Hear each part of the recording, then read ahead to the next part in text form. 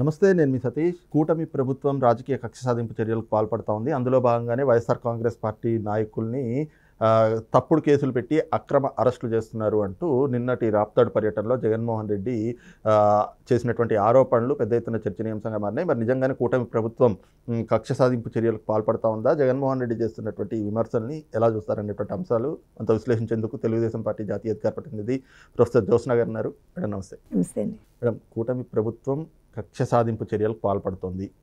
ఒకవైపునేమో తప్పుడు కేసులు, అక్రమ అరెస్టులు, ఇంకోవైపున దమనకాండ చేస్తున్నారు. వైఎస్ఆర్ కాంగ్రెస్ పార్టీ నాయకుల్ని, కార్యకర్తల్ని పొట్టను పెట్టుకుంటున్నారు, హత్యలు చేస్తున్నారు. ఈ రకమైనటువంటి పరిపాలన, ఈ రకమైనటువంటి ఇది గతంలో ఎన్నడూ చూడలేదు. మరి అంబేద్కర్ గారు రాసినటువంటి రాజ్యాంగం ఏమైంది? శాంతి భద్రతలు పూర్తిగా కనుమరుగైపోయినాయి ఆంధ్రప్రదేశ్లో. ముఖ్యంగా చూస్తే పోసాని కృష్ణమురళి ఏదో సినిమాలు చేసుకునేటువంటి వ్యక్తి, ఆయన ఏదో నంది అవార్డు తీసుకోలేదు, మరి అప్పటి తెలుగుదేశం ప్రభుత్వం మీద ఏదో ఆయన విమర్శలు చేశారు అని చెప్పి 2015లో ఆయన మాట్లాడితే ఇప్పుడు కేసులు పెట్టి పోలీస్ స్టేషన్ల చుట్టూ తిప్పుతూ ఇబ్బంది పెడతా ఉన్నారు. అలాగే వల్లభనేని వంశీ కేవలం చంద్రబాబు నాయుడు గారిని, లోకేష్ గారిని వాళ్ళ మీద విమర్శలు చేసినందుకు ఈ రోజున రాజకీయ కక్ష సాధింపు పేరుతోటి అరెస్టులు చేస్తూ ఉన్నారు. నందిగం సురేష్ కూడా చాలా మంచివాడు, అలాంటి వ్యక్తిని కూడా కేసుల పేరుతోటి అరెస్టులు చేసి వేధింపులకు గురి చేస్తూ ఉన్నారు, జైళ్లలో పెట్టి. మరి ఈ రకమైనటువంటి కక్ష సాధింపులతోటి ఏం సాధించాలనుకుంటున్నారు? ఎల్లకాలం మీ ప్రభుత్వం ఉండదు, పోలీసులు గుడ్డలు ఓడదీస్తాం, ఇవి జగన్మోహన్ రెడ్డి చేసినటువంటి వ్యాఖ్యలు. మరి ఈ ఆరోపణలపైన మీరేం చెప్తారు? నిజంగా నవ్వు రావట్లేదండి మీకు? మీరు ప్రశ్న అడుగుతున్నప్పుడు కూడా మీకు నవ్వు వస్తున్నారు, నవ్వప్పుకుంటున్నారు కదా. ఎందుకో చెప్తాను వినండి. 2019 నుంచి 2024 వరకు రాష్ట్ర వ్యాప్తంగా 2686 హత్యలు జరిగాయి. వందల సంఖ్యలో హత్యాయత్నాలు, దాడులు, అంటే అసలు ఎక్కడా కూడా ఒక అడ్డు అదుపు లేకుండా ఉండింది. ఒక స్టేట్ స్పాన్సర్డ్ టెర్రరిజం నడిచింది రాష్ట్రంలో 2019 నుంచి 2024 వరకు. తర్వాత ప్రజలు ఈ దుర్మార్గులు మాకు వద్దు అనుకున్నారు, కూటమికి పట్టం కట్టారు. మేము అధికారంలోకి వచ్చిన దగ్గర నుంచి కూడా ఒక 3 పాయింటర్ ఎజెండాతోటి మేము ముందుకు వెళ్తున్నాం. సంక్షేమం, అభివృద్ధి, సుపరిపాలన. దాంట్లో భాగంగా సంక్షేమ పథకాలని ప్రజలకు ఎంత ఎఫిషియెంట్గా అందించగలుగుతాము అనేటువంటి దాని మీద మా వర్క్ నడుస్తుంది. దాన్నే చేస్తున్నాం. పెన్షన్లు టైంకి అందుతున్నాయి, ఉద్యోగ కల్పన, ఉపాధి కల్పన, విద్య, వైద్య అవకాశాలు అన్నీ, everything we are in that thing. అలానే అభివృద్ధి, ఎక్కడికక్కడ కొత్త కంపెనీలను రాష్ట్రానికి తీసుకొస్తున్నాం. ఇన్వెస్ట్మెంట్స్, పెట్టుబడులు ఒక వెల్లువలాగా రాష్ట్రంలోకి వస్తున్నాయి. కేంద్ర ప్రభుత్వ సహకారంతో ఎక్కడికక్కడ, అంటే అది హైవే నిర్మాణాలు కావచ్చు, రైల్వే జోన్స్ కావచ్చు, ఏదైనా ఎవ్రీథింగ్ ఒక్కొక్క బ్యూటిఫుల్ స్ట్రాంగ్ పాత్లోకి వెళ్ళిపోతున్నాం మనం. అయిపోయిందా? సుపరిపాలన.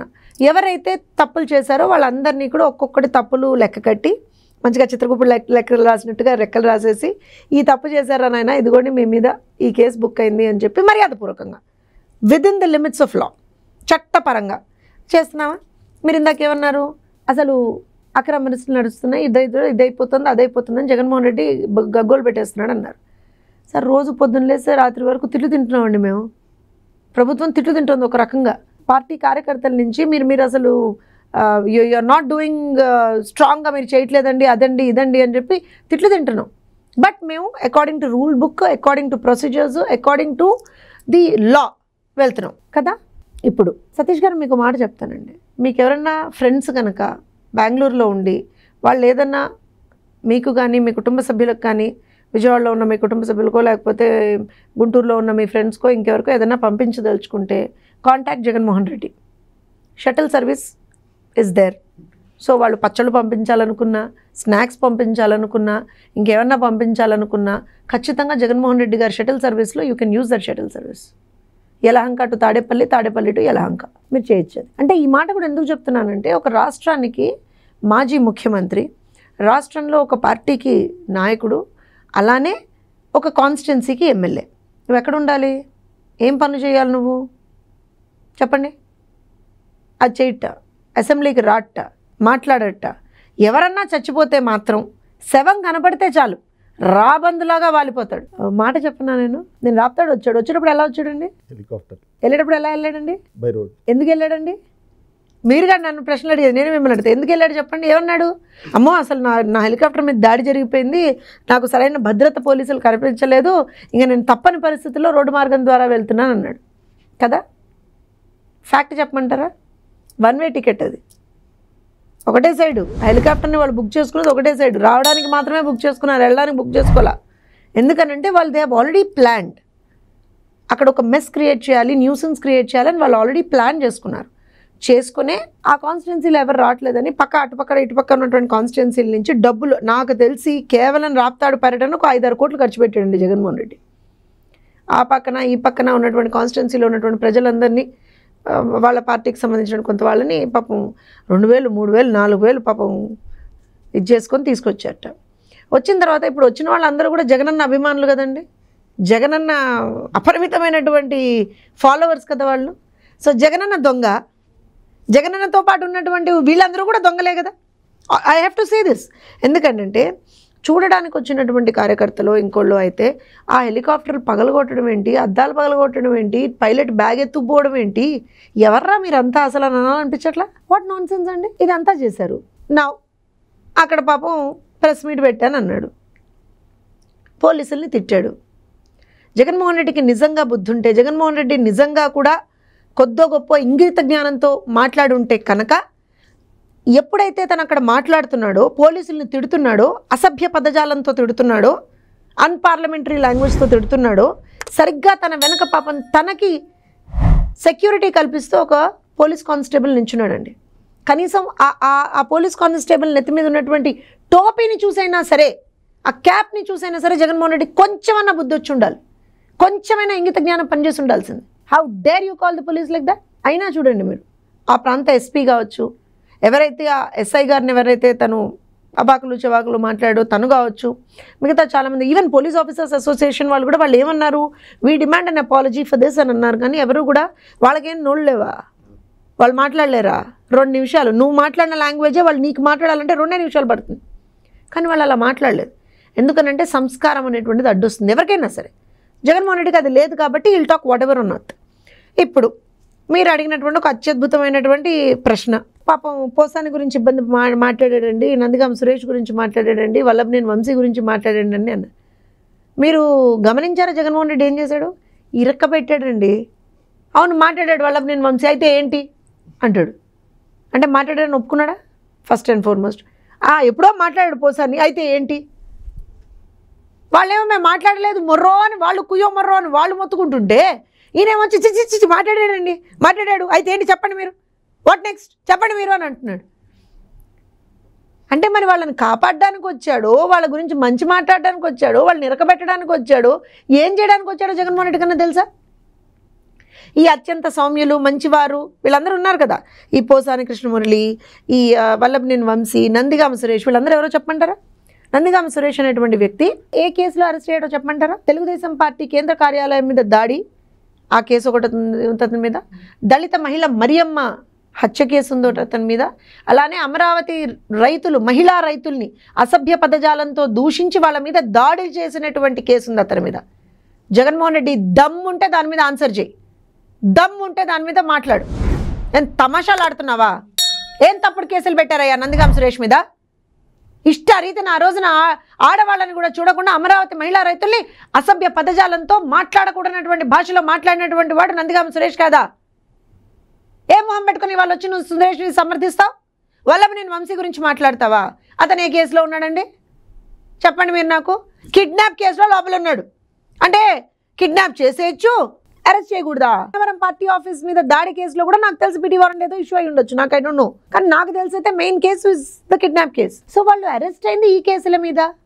ఇక పోసాని గురించి అయితే మనం మాట్లాడుకోకపోవడమే బెస్ట్ అండి. I should talk about him. సరే, ఇప్పుడు ఇన్ని జరుగుతుంటే కూడా నాకు ఎక్కడ కొంత ఆశ్చర్యం కలిగించింది అని అంటే, తప్పు చేసింది వాళ్ళు కదా, మళ్ళీ నిన్న నిస్సిగ్గుగా బయటకు వచ్చి ఎలా మాట్లాడగలుగుతున్నాడు జగన్మోహన్ రెడ్డి? రాప్తాడులో జరిగిందేంటి? 2 కుటుంబాల మధ్య జరిగినటువంటి ఘటన అది కదా, తగాదాలు ఉన్నాయి, పర్సనల్ తగాదాలు ఉన్నాయి, హత్య జరిగింది. ఇమ్మీడియట్గా తెలుగుదేశం పార్టీ నాయకులు అది ఇదని మాట్లాడినా సరే ఇమ్మీడియట్గా ఎవరైతే హత్య చేశారో వాళ్ళని ఇమ్మీడియట్గా అరెస్ట్ చేశారు కదా. జగన్మోహన్ రెడ్డి అనేటువంటి వాడు నిన్న పరామర్శకు వెళ్ళాట. పరామర్శకు వెళ్ళిన వాడు పరామర్శ చేసుకొని వచ్చి చావక ఇదేం దరిద్ర బుద్ధి నాకు అర్థం కాదు.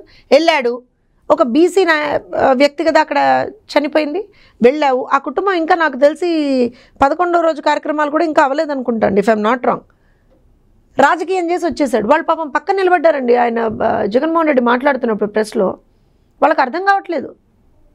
ఈయన వచ్చింది మమ్మల్ని పరామర్శకే చేస్తున్నానని వచ్చాడు, ఎంపీటీసీ ఎన్నికల గురించి, వైస్ ఎంపీపీల గురించి, వీటి గురించి వాటి గురించి మాట్లాడతాడేంటి అనేది వాళ్ళు ఆశ్చర్యపోతున్నారు. Straight question to Jaganmohan Reddy ఏంటంటే, నిన్న పరామర్శకి వెళ్ళావు, ఆ కుటుంబానికి ఏం భరోసా ఇచ్చావు?